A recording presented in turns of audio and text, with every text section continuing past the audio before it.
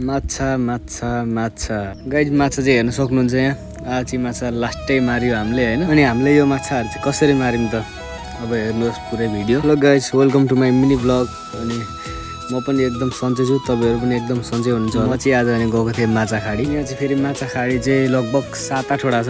अनि हामीले चाहिँ आज यो एउटा खाडीमा चाहिँ माछा तान्यौँ। सबैभन्दा लामो र सबैभन्दा ठुलो खाडी चाहिँ 7वटा मध्ये यही हो। यो माछा खाडी चाहिँ खासमा मिन्टु दाइको हो। तर यहाँनिर माछाको हेरचाह, माछालाई चारो पानी सबै थोक गर्ने चाहिँ हाम्रो राजकुमार चाहिँ को भन्नुहुन्छ नि अहिले म भिडियोमा देखाइहाल्छु तपाईँलाई, मेरो साथी हो। अनि गाइज यो झुल जाली के भन्छ यसलाई, यसमा चाहिँ यस्तो डर हुन्छ नि गाइज यार तान्नुलाई। यो त आम्मामा यस्तो गलिन्छ। यहाँ चाहिँ हेर्न सक्नुहुन्छ यहाँ रमेश साथी र मलाई कति बल परिरहेछ। मैले चाहिँ डोरी सिधै मेरो कम्मरमा हालेर तान्दै थिएँ भने कम्मरबाट बल लाउँदै थिएँ, रमेशले चाहिँ डाइरेक्ट हातबाट तानिरहेको छ। पानीमा त यसरी जाल तान्नुलाई लास्टै सजिलो हुन्छ भन्नुहुन्छ होला तपाईँहरूले होइन, तर त्यो चाहिँ होइन। म पनि त्यस्तै सोच्थेँ, तर लास्ट गाह्रो हुँदो रहेछ। तल हिलोमा गाडिँदो रहेछ, तलपट्टिको डोरी तान्दा तान्दा तान्दा तान्दा आधीसम्म चाहिँ ल्यायौँ हामीले। अनि त्यही साइडको कोलामा बाँध्यौँ हामीले डोरीलाई। कोलाको बटमा पनि बाँधिसकेर उता राजकुमार र राजकुमारको बाबालाई म चाहिँ तान्न सघाउनु भयो। यसलाई चाहिँ यतै बाँधेर हामीले त्यो साइडबाट चाहिँ एक राउन्ड हान्छौँ। फाइनली गाइज एक राउन्ड हानिसके पछाडि हामीले माछा हेर्न सक्नुहुन्छ। माछा चाहिँ दह्रो परेको छ गाइज। जाल लगभग चाहिँ हामीले 60-64 केजी जति माछा निकाल्यो। अनि यो चाहिँ जाल पुरै तानेर एक साइडमा लाउने। त्यसपछि जालीको छेउछेउबाट माछा हेर्दै अनि ठुलो माछा कुन कुन चाहिँ डिमान्डमा आएको छ त्यसलाई चाहिँ निकाल्ने।